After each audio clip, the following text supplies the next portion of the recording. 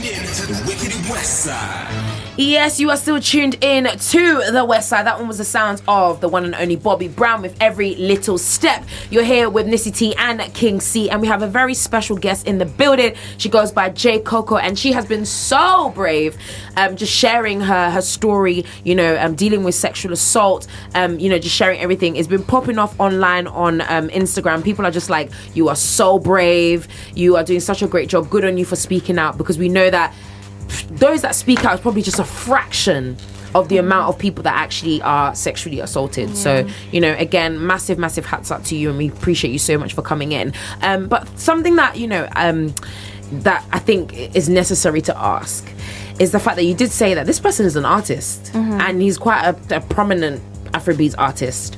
So this is somebody that's not just going to disappear and you can just live your life and forget about them. They probably pop up once in a while on your TL, or someone talks about their music, or you hear their music somewhere. How the hell do you deal with that? I've muted everything. I've muted everything. Say it with your chest, girl. You've muted everything to do with that disgusting individual. To do with him. Yeah. I just try and avoid, like now with my friends, I only like speaking about it by choice. I don't like people randomly bringing it up to me, so I try not to speak about it. I try and avoid like anything to do with him unless I'm like ready to speak about it, or I want to speak about it. Yeah.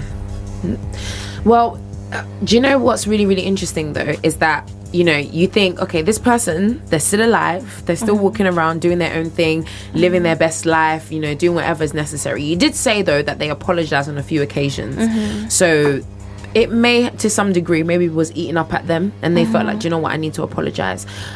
But do you ever feel like you could ever even speak to them ever again, as in face to face? What would happen if, for example, you're out and you just see them randomly on, Have you seen them? No, I haven't seen him since that happened. I think I would run away.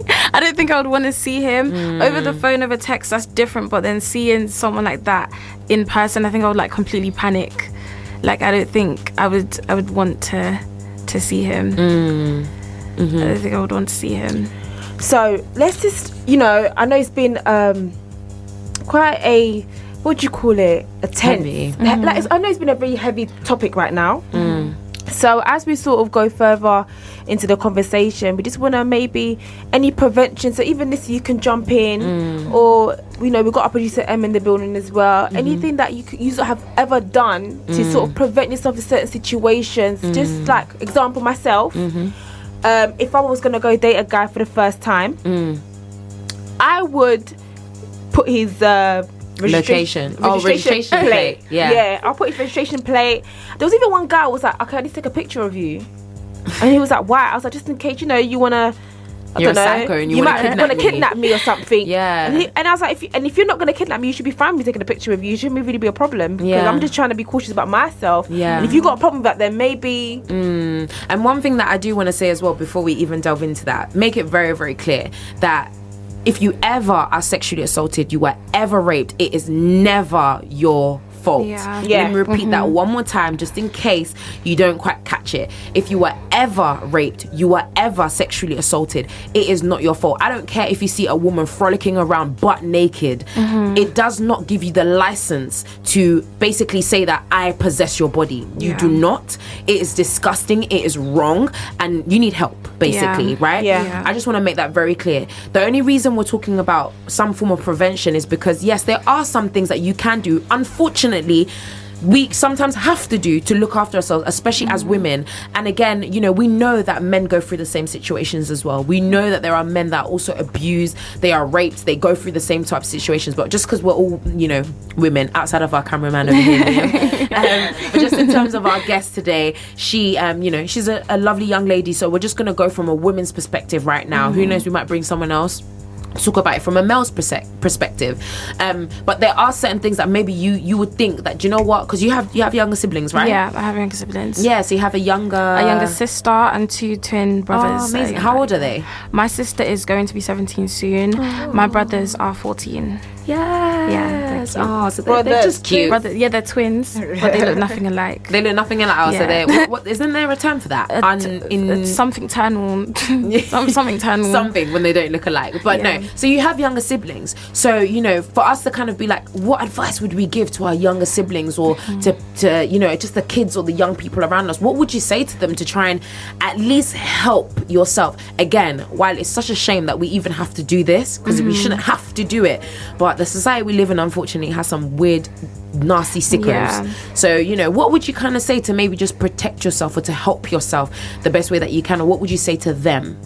I think it's important to keep in mind that not everybody thinks the way you do. Not everybody was brought up the same way you were. Not everybody has as much discipline as you. So it's important not to trust people. You have to just be careful. Even though these things can still happen regardless, it's just important to not trust people. It's important to, like, when you know you might be in an awkward position, like going to see someone alone, just to like let someone know where you are, just to like take precautions to protect yourself when you feel like you would be in those positions, not raped, but like alone with someone, Just alone with someone. Yeah. So what exactly kind of precautions are you referring to?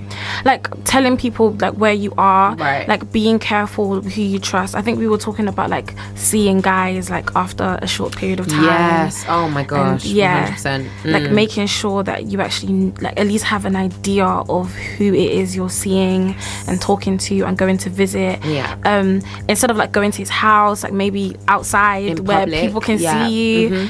And yeah, just stuff like that. Just little things like that could make a big difference. 100%. So obviously you just mentioned now as well something we were actually talking about off air, and I was saying, you know, I had my moments where I was doing a little bit of a, let's just say my stupid Nissy moments where I thought, you know, I'm a big girl. You know, when you start growing up, you're about 14, 15, you think, yeah, I'm a big girl, I can look after myself.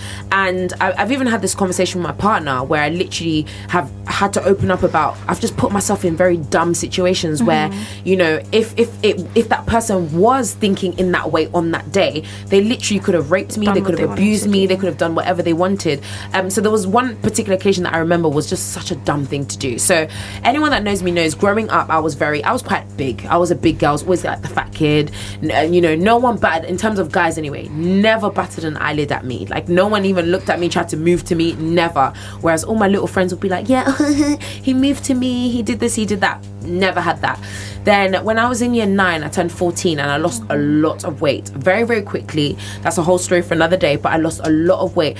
And all of a sudden it was like, I don't know what happened, but like a light came on in East London, and all of a sudden guys from like the local area basically started kind of talking to me and like paying attention to me, and then people were starting to move to me. So again, move to me, like, you know, move to you, like trying to talk to you, whatever. And then there was this one guy, I met him on the side of the road. Oh my goodness. And he was just one, like, you know, I don't want to call him a hood rat, but like just one, you know, guy, you know, just any hood guy. And we had a conversation and he was holding my hand very like, you know, oh, you're so beautiful, you're this, you're that, you know, them talks there. You're so beautiful, you're this, you're that. Come and see me tomorrow. I just want to spend some time with you. Me, with my little naive self, I was like, okay, no problem. He gives me a hug to go. Now, this is when I should have realized that something was already wrong with him already. Yeah. He gives me a hug and his hands slowly start going down my back and he starts rubbing my bum. By the way, bearing in mind, I'm in uniform. I'm in school uniform. I don't remember how old this guy was, but I'm in school uniform. He rubs my bum, but here's me thinking, oh, you know, he likes me. So ridiculous. The next day, thank goodness I decided to take my friend with me, because I was just like, I don't know, something just told me like, just go with somebody just in case. In the house, there were two other guys. So this is what I'm saying about putting yourself in dumb situations. They could have literally done anything to me. If I went by myself and he decided, you know what, they're gonna gang rape me, it could have well and truly happened. But I think because I was with my friend and I went with somebody, they kind of felt like a bit bamboozled because I didn't tell him that I was with my friend. Yeah. I just kind of, you know what I mean, my long neck, like, yes, and I brought a friend too, hi. But it's things like that. Like, I would just say to young girls, I've been there where you feel like, oh my gosh, having guys' attention is the best thing ever. But don't put yourself in dumb situations just because you're like, I'm getting some attention. No. Please do not do it. If you feel like, do you know what? If you feel like you even have an inkling that something is wrong, don't go. If someone is meeting you out on the road for the first time, it's not very, you know, a great idea to go to his house the next day and to just be like, yeah, I'm going to come to your house. To do what? What do you want to do at your house? You know what? I want to get into that a little bit. And I know that was a lot of young followers online and stuff like that. With Twitter and stuff, a lot of people will be like, a lot of guys will be like, come to my house. I mean, this is like the like no one even. It's the new thing, innit? It's the new thing, like, oh yeah, come to my house and chill. Come to my house and chill. Come to my house and chill. And I mean, at this point, what sort of advice? Let's just say, because obviously we've grown up, yeah, a bit more. To be given to some of the young people, because I do have young cousins who have come to me and be like, oh, all the boys, all they say is come to my house. No one's ever taken me out on an actual date. And I mean, with young people, I don't know, there's this thing where it's like the guys don't want to spend money on the girl in case the girl wants to be, you know, a food digger, just wants to get free food. So there's all of this kind of stuff, like nobody wants to do that, and then the girl don't want to go to his house, and then everyone's coming having this kind of awkward position, and then that's when you kind of get to a point where, what kind of advice can we give?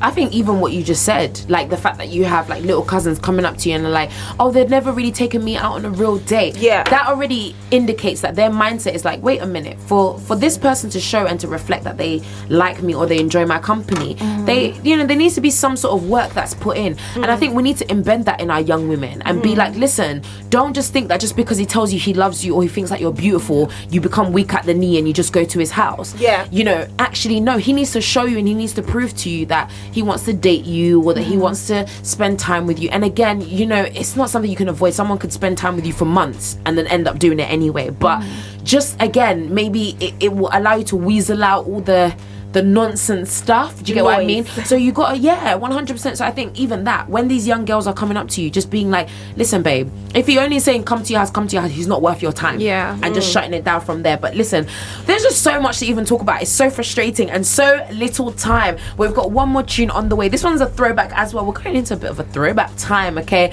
The sounds of TLC with No Scrubs. And then straight after that, listen, J Coco is still here giving us that good advice, and then we'll come straight back. Keep it right here on the West Side. This is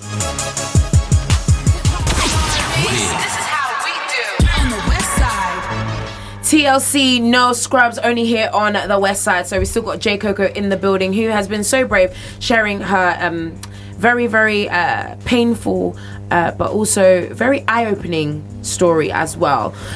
So yeah, we've just been here talking, chatting, and even off mic as well, we've been ranting and raging because some of the things we can't say on radio even though we really want to. But no, again, just I'm gonna keep saying it, I'm gonna keep repeating it. Just thank you so very much for, you know, even wanting to come and share with us today. So something else that obviously has been massively weighing on my mind as well as we've been going along is, you did mention before that you didn't report it and you haven't reported it till this day.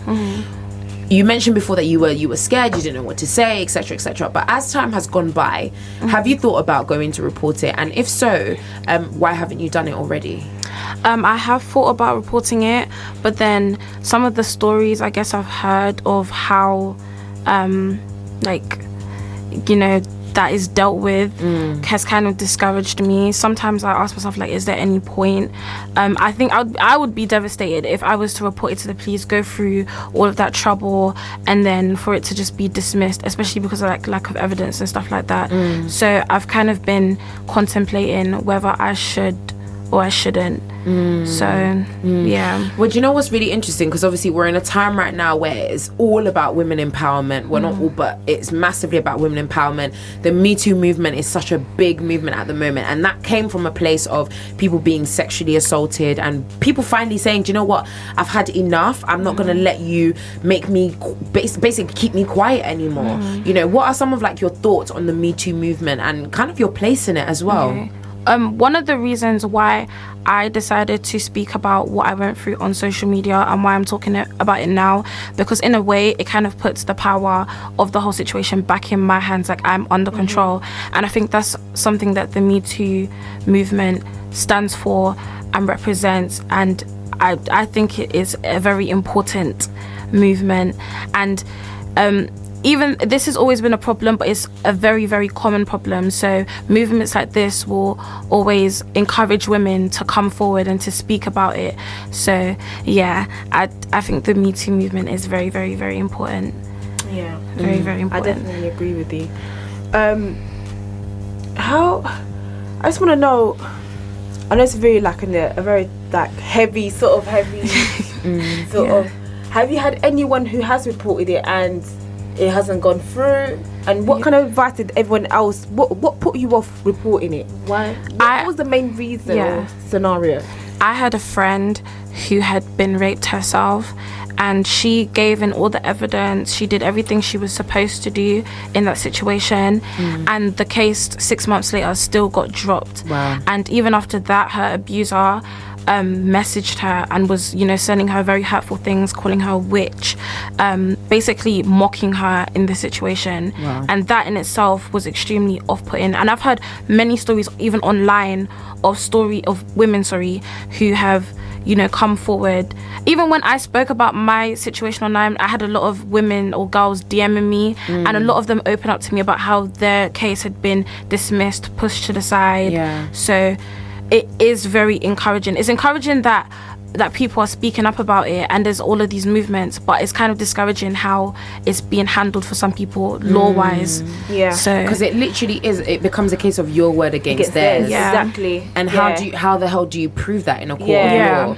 And I've even had someone even message me that I met very briefly at a uni that I went to go and look at, and she was like, I don't know, I must have been talking about something online, and she literally was like, this happened to me. And the crazy thing is, this was on her university campus, so it's not even, again, it's not like you can get away from this person or get away. And then part of you, and I think this is a woman's thing, I don't know if, again, you can correct me if I'm wrong, but I think maybe part of it is like, you don't want to destroy someone's life. Does that ever come to mind? There's a lot of guilt that I don't want to be the reason why everything in their life falls apart. There's a lot of guilt during this whole period. A lot of guilt like came to me, like days where I was contemplating, like after this happened, to call the police.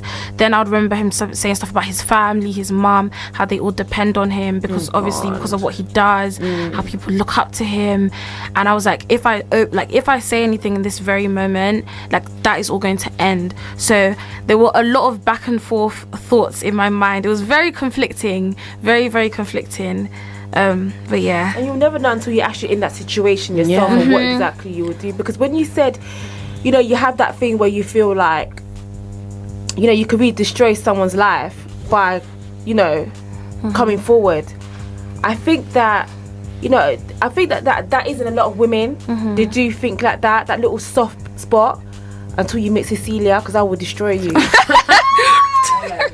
Today, you will learn. Emma was another one. Emma was like, listen, we don't business. We don't play them kind of games. Today you will try learn. me and you will find out. You will find out. Because, yeah, go on, sorry. Yes, because I just want to get into, sort of just move on to a little, because this happens so much in our community. And what really, really irritates me, and the reason why I get so emotional about it, is because a rapists, it's like it could be your mate, your friend, your big brother, Do you know that you're your actually, uncle. statistically, I've read statistics that say you're actually more likely to be sexually assaulted by someone that you know, i.e. a family member, an uncle, an auntie or whatever, than somebody random off the street.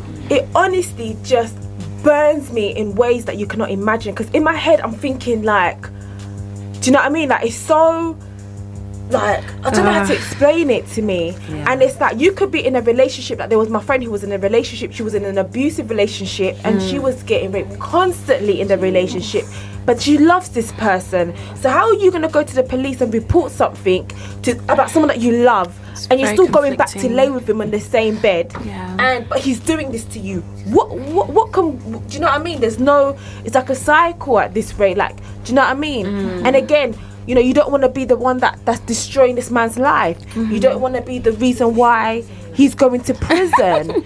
You don't want. Do you know what I mean? What did you say? You don't want to end his career. It's destroying his own life. It's true. It's so true. 100%. So Emma's just saying, just in case you didn't quite catch it, she's basically saying, listen, he's already destroyed his own life. But doing That's that, your own, but I'm just thinking, I'm trying to relay like how I would think as that person, because I know how I am. My heart will probably be like, I do want to do it, but if I do, like you said, what about his mum? What about his family? It's gonna break them apart. It's gonna. That is so me. It's very conflicting. She's very much. I'm like, oh my gosh, what about, you know, when you're such a loving person, you're always thinking about that person first. But then you have to really sit there and think, do you know what? No. Yeah. Because do you know what then happens? Because it's really, really sad, but people don't oftentimes someone that raped someone once is not going to do it only once and not do it again. The likelihood of them going and doing it again is so high. So for me, I'll then think, do you know what, if I have younger siblings, I have 3 younger sisters. If they were in this situation, what would I tell them to do? Would I tell them to keep quiet, or would I tell them to speak out? Because that person crossed the line. They crossed the line that they should have never ever crossed. So personally, anyway, I don't know, but we were talking a little bit about preventative, or as preventative as possible measures that you can put in. And someone on Instagram said you should not stay over someone's house unless you want each other, like unless you're basically you know, going to be together. I would say, you know, men have different mentalities in terms of sex rather than women. That's what they said. And then someone else said this is a lesson us girls need to learn. Someone also asked, how old is the girl speaking? She's 20 years old, is that right? Yeah. 20 years of age. Anything else? People were just saying, yeah, we really need to talk about things like this. It's essential. And then someone else also said, men can be very persuading when it comes to talking a woman into sex. It's actually crazy. That's what I'm thinking. Yeah. Right. And then someone else, Halima Bright. This is such an important comment, right? It's not necessarily about giving men excuses, but informing girls on how to avoid these situations. 100%. We're not giving any excuses. Do you have any thoughts on some of the comments? Even though I agree, like, you shouldn't be staying at someone's house like that. Obviously, this was a friend, so still, regardless, I never would think like anything like that would happen, because we had a very platonic relationship. You know what? Yeah. Sorry, That's fine. Finish. But no, that was it.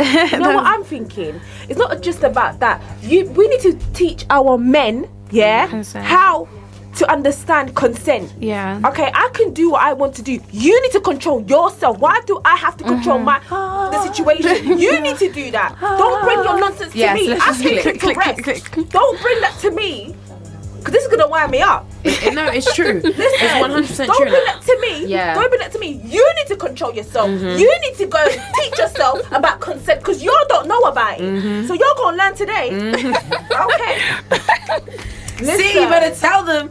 Because it's the truth. We spend so much time wrapping our young girls in bubble wrap. Yeah. For how long? It's always Don't the women do that this. don't do this, Don't or close go your there. legs, You have to protect be careful, yourself. protect yourself, because men Wear will a do this, men will do. turtleneck. You have to focus wear on a the turtleneck, wear a problem. bloody everything. Wear I a can bloody wear what I abaya, want. You everything. control yourself, boo. 100%. It's about focusing on the problem, like what is the source of this problem? And Right. the source of this problem is men just being stupid and crazy and taking advantage. Yeah. So Not knowing boundaries. Not knowing boundaries, Yes. discipline. Men, especially our sons that we're gonna So how do we teach our sons boundaries? This is a good listen, question. I'm bringing that. No, I mean, let's say you're on air, allegedly. She said allegedly, but listen, we have a caller on the line. Hello, caller. How are you? I'm good, thanks. Hi. Good to hear from you. So obviously you've been hearing the conversation that we've been having.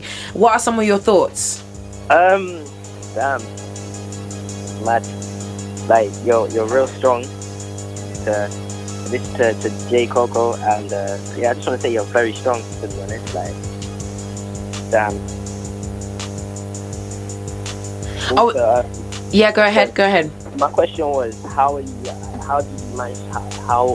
you manage to cope through everything and all of that? So how have you managed to cope with everything, move on, move forward? How have you managed to do that? Thank you. And for me personally, it's been like taking control of the entire situation, because for the first few months after it happened, I kind of just collapsed under everything. I couldn't do anything.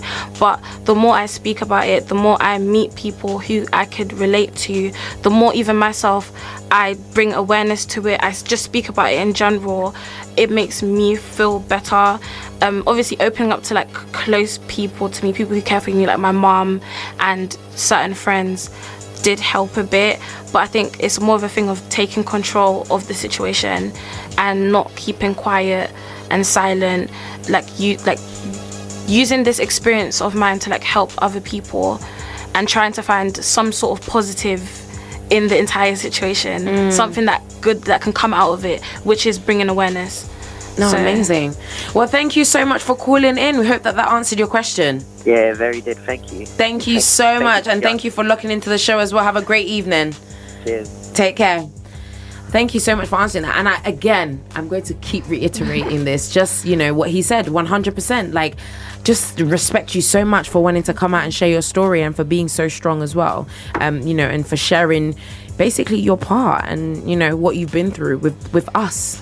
That's incredible in itself. But you were talking a little bit, Cxee, before about like relationships and marriage and it's just the madness that can even happen even when you're married. Yeah, exactly. I mean, I think this may as well be a cultural thing. Okay, I'm just gonna say a cultural thing. It could be any culture. You don't take your mind where you want. When they say your man, regardless of what happens, if your man wants to have sex, you have to have sex with him, no matter what. If you ask for it, you need to give it to him. Have you heard of this in some of the cultural like videos that I have back in the day? Like, I mean, I've heard this on a Greek show, Greek, am I right? Yeah. I heard on an African show, in an Asian background. I've heard these in so many different backgrounds. Like, if he wants sex, give it to him. Doesn't matter if you're angry, doesn't matter if you had to fight. If he wants it, you give it to him. And I'm thinking to myself, Amen. Well, listen, this is a good question that we can pose out to you guys. Remember, you can call us on 0208 579 3301. Okay, we've got a couple of ads on the way, and as soon as we come back, we want to know, listen, what do you think about giving sex even when you're not feeling it, or even whatever, especially when you're married? Do you just have to do what you got to do because you signed a contract? Let us know. Westside. That one was the sounds of, listen, a throwback again, City High with What Would You Do? What would you do when I'm back home? Hey. And you know Okay, Nissy Tee, it's enough, sis. Right. I do really like that song, it's a great song, that one is. But of course, you're locked into Let's Get Deeper After Dark, and we've really been getting deep. You know us. We don't just go surface level, we go above, beyond everything surface level. And we've had a very just special guest in the building. She goes by the name of J Coco, and she's been sharing her story, very powerful story on sexual assault, abuse, going through it, living with it, doing her thing and continuing and being the boss woman that she is, even on the other side of this as well. But yeah, we were talking a little bit about, again, marriage and just how, because now it's like, okay, it's a union. So you think immediately you're married. So of course, like, sex is like, you're married, whatever, no matter what. Some people don't ever want to get married. That's down to your own discretion, your own choice. But for those that do choose, which, by the way, I'm assuming you do want to get married? Of course. Yeah, she's like, of course. She's like, yes, girl, I'm trying to get that ring. Is there anyone in your life right now? Yeah, someone. Wait a minute. This is actually something that we need to talk about. Hello. Who's this? Well, you don't need to expose who he is, but what is he? I mean, just give us an outline. Give us some imagination. We want something to imagine. He's Ghanaian. Okay. He's very handsome, very good looking. Yes. He's training to be a pilot. So wait, what? He's training to be a pilot. Yes, girl. He is training to be a pilot. Do you know how much cha-ching? All I can hear cha-ching, cha-ching. Yeah. Yes, girl. That's amazing. We have very similar. We have very similar like aspirations when it comes to like setting up like organizations, trying to bring awareness to different things. So he's really sweet. He's really sweet. I think he's watching. Say hi. You think he's watching? Yeah. Oh well, hi. Hey. You know, the hi has to be a bit different. It has to be hey. How long have you guys been together? We've been talking since March. Oh, that's so it's nice. a bit recent. Yeah. But I'm assuming, obviously, you're saying that he's watching, so he knows your experience, he knows what you've been through. How was that conversation? How do you even do that? Like, I'm assuming it's not like the first date, you're like, hi, by the way, this happened. How does that even, how do you break that down? Yeah, it's very awkward because it's not something that you just... it's not something you want to talk about with just anyone. So it took a while before I said, oh yeah, and by the way, this kind of happened to me. But he had already seen some of the stuff that I talked about on social media and stuff like that. So he was familiar. He had an idea, and he was very obviously he was annoyed and angry and but he was very understanding about the whole situation. So. Which is what you need, man.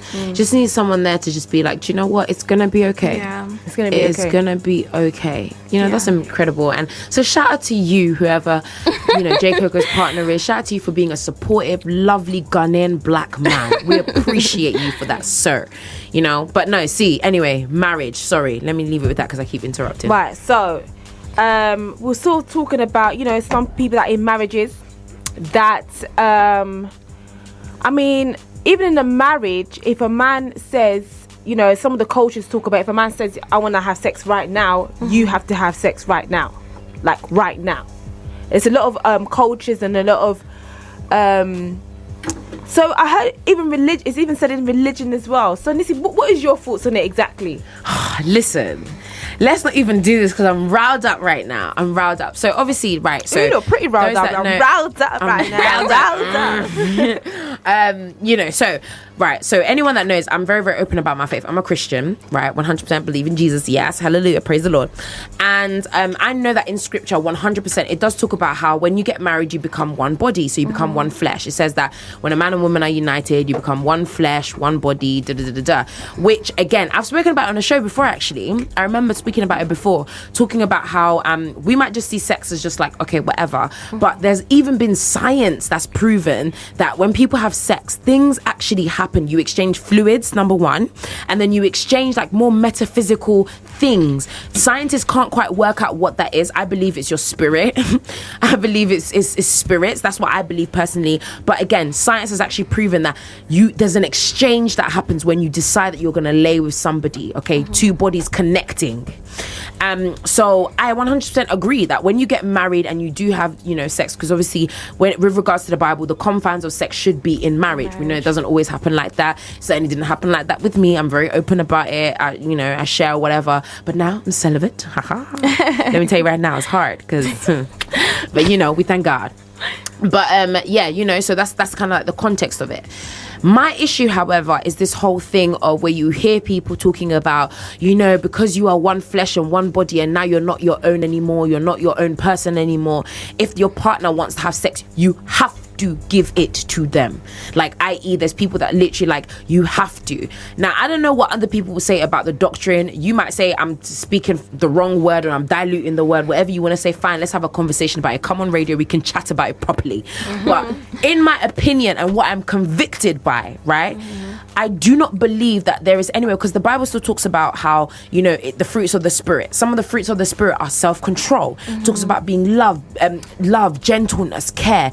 I don't believe that if you are somebody that has those fruits of the Spirit as a partner, let's just talk from a perspective of my husband. If I'm not in the mood or I'm not happy, I've said, nah, babe, I don't want to have sex with you today. You should then force yourself on me. I qualify that as rape.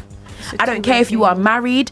I don't care if you're in a long-term relationship. If you ever say no to an advancement that someone is making to you and you repeatedly say no, you don't even have to repeatedly, just that one time, and they still continue to touch you or to do whatever, to me, that is sexual assault and that's rape. Personally, even in marriage. Only because, and people will be like, but how is it rape? You're married. You're still, yes, you are one in the flesh and but at the end of the day, you are still human beings as individual human beings, right? Who are living within the bubble of marriage and the confines of marriage. But it does not now it doesn't now devalue your feelings or emotions, what you're feeling that day. Maybe you had a trash day at work and you just want your husband to just hold you. You don't want him to now force himself on you. Like, what the flip? Like, that's me personally anyway. That's how I see it. I don't see anywhere where scripture says, just force yourself on your wife. Like, what? Where? How? What? No, exercise some self-control. Go and have a cold bath, a cold shower. Cool yourself down, and when you're ready, come back. Then we can talk. And we can spoon. Personal opinion. What about your personal opinions, guys? J Coco. Sex is a two-way thing. Like, it shouldn't, like, it's not a one, no, it's a two-way thing. Like, both parties should want to have it. So, and you're not a machine, you're not a toy. You're not someone's toy, you're supposed to be his wife. So even the thought of, I want sex and you must give it to, that just sounds mad. That sounds crazy. I can't imagine being in any sort, that doesn't even sound normal. I can't imagine being in a relationship like that. So yeah. And you know what, as crazy as it sounds, so many people, even people that are, oh no, there's no line. As crazy as it sounds, so many people go through it. I mean, it may not even be just like, you know what, it's too much to get into, so we'll just have to hold it up a little bit. But I mean, there's so many people that go through it, and it's just, yeah.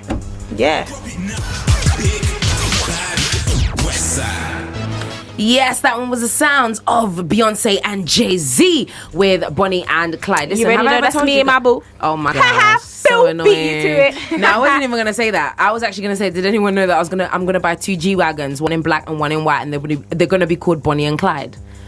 Can I That's have what one? I was gonna say. No, they're both gonna be mine. They're both gonna be on my front porch or whatever you want to call it.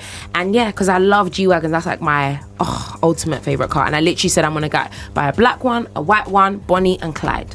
And they're both gonna be mine. Every time I see a G-Wagon, I'm like, oh my god, look at Nissy's car. That is legit my car. Everyone knows it's legit my car. But no, we have been doing so much talking, so much sharing. But do you know what? Just to kind of wrap up as we, quickly come to the end of the show, which is so sad. Just one more piece of advice or something that you would say, maybe to even your younger self, younger self. What would you have said to yourself maybe 5 years ago if you could turn around and just be like, listen, J Coco? Yeah. Just this is what I would say to you. What would you leave yourself with? It's very important to protect yourself. Don't get too carried away. Like, always think that, just remember that people are capable of doing absolutely anything. So at all times you have to be wary of your surroundings, and no matter what happens, just stay strong. Make sure you try and deal with it the best way possible. And yeah, that's what I would say to myself. No, I love that. I love that. Any thoughts, C? I want to say to all my young queens out there that you are beautiful. If you've ever been in a situation, you are strong, you are worthy. You're worthy of greatness. Yes. What doesn't break you makes you stronger. Do you know what I'm saying? Keep going, keep pushing. You're a warrior. And we're all here to support you, and your voice will never be silenced, because now we've got a voice, we've got a platform, and we're going to talk. Believe that. I love it. And it's so true. And I think it's important to have that voice and to share it amongst people, to make sure that we're all supporting one another. Now, obviously, you don't have to, but are there any socials or anywhere that you would like anyone to find you, or if they need any help or advice, would you want to give your socials? If so, feel free. Yeah, you could follow my Twitter. I think Twitter and Insta. That's Jaycoko, so JAYCOKO_, and follow that. I'm also, like I said before, starting a campaign very, very soon called Our World, My Story. So yeah, you could look out for that. So yeah, that's amazing. I'm super excited to see everything that you're doing, for not just for yourself but for other people as well. So that's an incredible thing. But listen, it's been a real heavy one today. I can't even lie to you. It's been a real heavy one, but I think it's really important just to kind of echo what you guys have said. Number one, it's not your fault. If you are sexually assaulted, you are raped, it's not your fault. Number two, please go and seek help. whatever it means for you. Maybe for you it means going and talking to a family member. For somebody else it might mean going and getting therapy. Do what you need to do so you can move past that place, because you don't need to stay locked to that situation and to that person in that moment. Number 3, of course, we shouldn't have to, but be aware. If you can, one thing I always do, I have this thing whereby I always make sure before, let's say I'm on public transport or I'm in my car, I make sure I take my key and I make sure I have it in my hand as I'm going to my door, just in case. That's just me anyway. But yeah, listen, it's been very informative. Thank you so much, J Coco, for coming in. You've been incredible. We really do appreciate you. Thank you so much. But listen, enough of us on Let's Get Deeper After Dark. The one and only DJ Chris Satter is in the building and he's about to shut it down. You know already. Join us again same time next week, but keep it right here only on the West Side. West Side. Do you want to be the next big radio star? Then you need to enroll on a radio